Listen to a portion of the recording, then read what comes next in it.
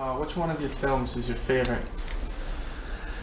My own films, it's hard to pick a favorite film because they're like children. I mean, each one, I care about each one. I have an emotional involvement with each one. It takes years and years of hard work to create one. And so I love all my movies, and it's hard to pick one over the other. All right, you probably knew this was coming up. Who's your favorite Star Wars character? Why?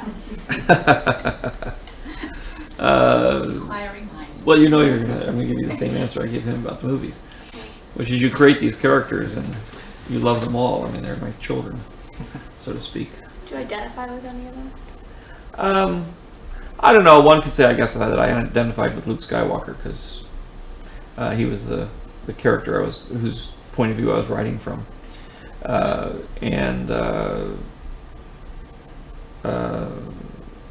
so I would say that's probably the character I identify with the most. People devote their lives to reading, analyzing, and explaining Shakespeare. Some of what they come up with must have had them spinning or laughing in his grave, and you're kind of in the same position. People like to interpret your films. What's it like to have your work so much a part of the published consciousness? And what do you think is the most ridiculous thing you've ever heard someone take out of a Star Wars movie? I don't know. There's a lot of ridiculous things that people read into Star Wars films that really aren't there. And it has more to do with the viewer, I think, than anything else. It's an interesting perspective that I've come to because I've created something that people analyze and talk about and speculate on and assume he means this or assume that he means that. And I can see that they do it with all literary works and all film and all the arts, really.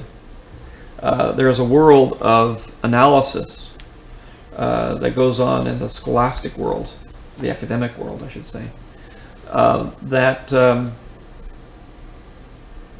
sort of thinks about thinking and then wonders if they should be thinking about thinking and debate about whether thinking is something worthy of thinking about. And it's the same thing with art. An art is something you experience, and trying to analyze what a person's doing, I think is for the most part not a really useful exercise. You have to sort of have a one-on-one experience with art, and whatever it is okay. And that's why I say, people have taken away very silly and crazy things, but in the end it's okay if that's what they see in there. It's more a reflection of their own personality than it is the film itself. How much attention do you pay to both the positive and negative opinions of the public on your work?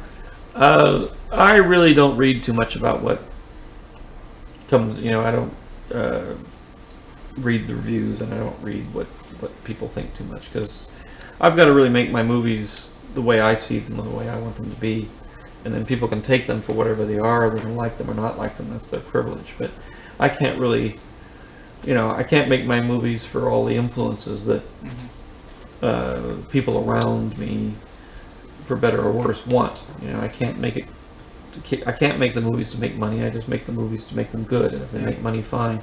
I can't make them to make toys. If they find something they can make a toy out of in the movie, fine. I can't make them to be entertaining in the way that certain critics like them to be entertaining.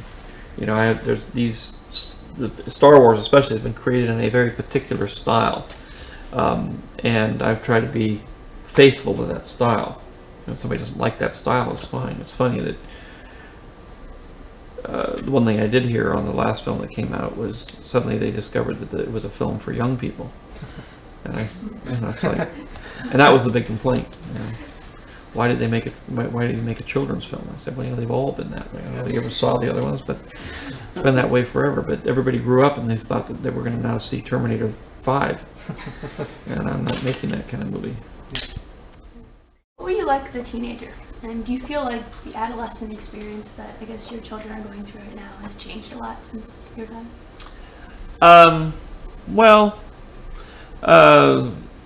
I was probably a very difficult teenager. I didn't realize it until I became an adult, but I knew I was sort of a difficult one, but I didn't realize probably how much I was.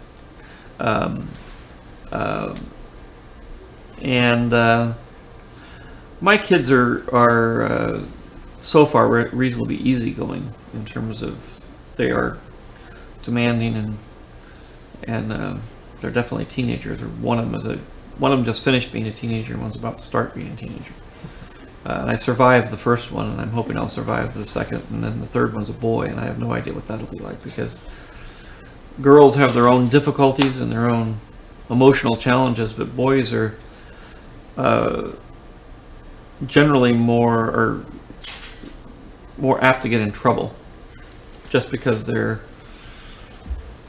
I don't know, more adventurous, I guess is one way to put it. But they're more willing to take stupid risks. I think women are smarter, and they kind of don't do things like that. They're just kind of emotionally complex, and that all comes out as a teenager. This will all be very clear to you in about 20 years. What do you think are some of the greatest challenges facing teens today, and what can they do to overcome them? Well, I think the hardest challenge that you'll face as a teenager is to figure out what you want to do with your life. And it's interesting because society has not built in any kind of adequate system to deal with that, and it is the key decision. You kind of let people float and sort of land and stick to something, but most young people don't get any exposure to the kinds of opportunities that are out there. And I think the one thing that young people can do is to travel as much as they can, have as many experiences as they can, associate with as many professionals in various fields as they can as they work, to get a sense of what kinds of jobs are out there, what kinds of opportunities, because it's really endless. And most kids have a very, very narrow scope of what they have available to them. And even when they go to college, it grows a little bit, but it's still the endless variety of kinds of work you can do and careers you can have is amazing. And it's important that you find something you really enjoy doing. What kind of advice would you give to like a parent whose kid is very adventurous and on the wild side? Well, I mean, all parents are concerned about the health of their children and the safety of their children. And that's the primary thing. And I think ultimately my advice would be, being a parent, is to listen to your parents. Try to have hope that your parents will listen to you. And if they don't, tell them they need to listen to you. Don't be shy about it. And then at the same time, realize that for the most part, parents only want you to be safe and self-sufficient. And so they have your best interests at heart. They may not express it well, but if they say something is really dangerous, take that into account and think about it, because sometimes their experience is worth something. Did you have a favorite book as a teenager, and what books would you recommend for teens today? Well, as I say, I like these landmark history books a lot, and I read a lot of those. And I would read Treasure Island was a favorite of mine. Mutiny on the Bounty I liked. It's funny because a lot of the books I liked are sort of 18th and 19th century seafaring kinds of novels. Swiss Family Robinson I loved. Is there anything that you wish you had studied or paid more attention to or read more about?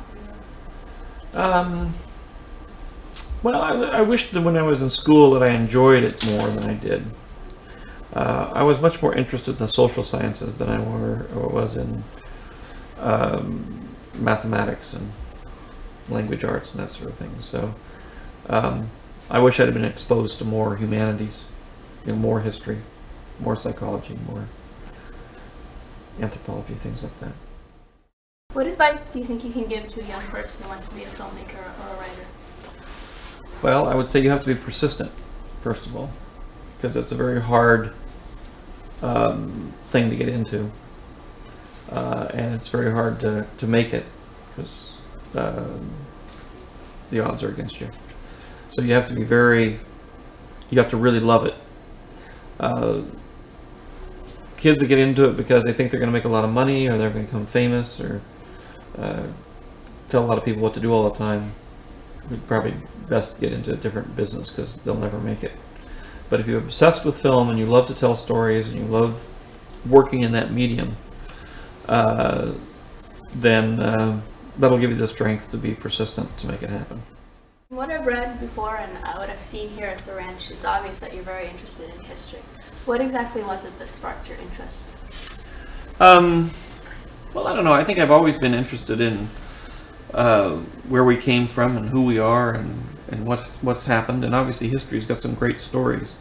And I think when I was young, there was a series of books, they were called landmark books. And when I was about 8 or 9 years old, I started reading these things. And then I ended up, over the next 4 or 5 years, getting the whole collection of, I don't know how many I've got, but I got tons of them. And it was out of that, reading these, kind of history books that I became very interested in history, and I never stopped. Most children live in a world of vivid fantasy, which they seem to lose as they grow up. What or who allowed you to preserve your imagination? Well, that I don't know. I think imagination is something you're born with. It's I think of it more as a biological thing than anything else, and you either have it or you don't. Yeah. Children obviously go through a lot of very intense reordering of their brain when they go through puberty, and I think in a lot of cases probably they lose a lot of their ability to have a fantasy life after that point, or it matures. But I think there's an actual biological reason for the whole thing. Yeah. Someone has once said, whatever happens in the first 18 years of your life, that's what you'll be writing about for the rest of it. Do you agree with this? Well, I think your childhood has a huge impact on your life and what you think about and what you care about and your psychological outlook and your motivations. So I would say probably yes. It's more your psychological outlook, I think, than anything else. What have you learned from your kids that you think has made you a better person? What do you want to pass on to them, traits or knowledge that you think will make them better people? Children teach the most important thing of all, which is compassion. And compassion is really the secret to happiness and the secret to a good life. And it's a hard thing to learn. It's hard to learn not to think about yourself and to think about somebody else. But when you have a little baby, it becomes pretty easy if you're open to it. And any parent that is reasonably normal and open to these sorts of things really does learn compassion and caring about another person through having kids, and putting that other person first. And if you have a I don't know what the right word would be here.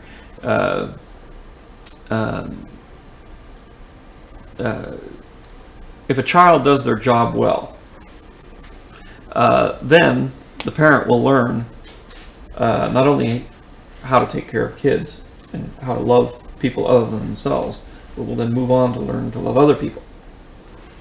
Some people are born with these traits. Most people have to learn them. And it's the child's job to teach those to the grown-ups. In Star Wars, technology seems somewhat sinister and is always transcended by the power of an individual. What do you see as the positives and negatives of technology today? Well, in the films, actually, I've tried to paint technology in both lights, which is that it's reasonably helpful and at the same time it can be misused. It really has more to do with the people behind the technology than the technology itself. We have the droids that are good, warm, fuzzy, friendly types, and then we have things like the Death Star, which are, out to destroy the universe. And my feeling has always been that technology can either be a friend or a foe, and it really depends on you. And that theme kind of carries over to THX. Is that really how you see the future? Well, that was actually how I saw 1970. It was more a metaphor for the way we were living at that point in time. And it's more about people trapped in their own cages that they create for themselves, trapped in a world where emotions are difficult to come by, illegal. I think the world has taken a strange twist from there, but I still think it's probably valid. in terms of the modern Yeah. world we live in is Kind of a very, universal thing. very cocoon-like and very controlled. You've described yourself as a 19th century person. What exactly does this mean? I think that means ultimately that I'm romantic. I'm not a techie. I mean, if you look around my room, there's much more. Romantic. This is me, not, Romantic. you don't see steel chairs and fancy gadgets everywhere, because that's basically, I'm much more into people and ideas.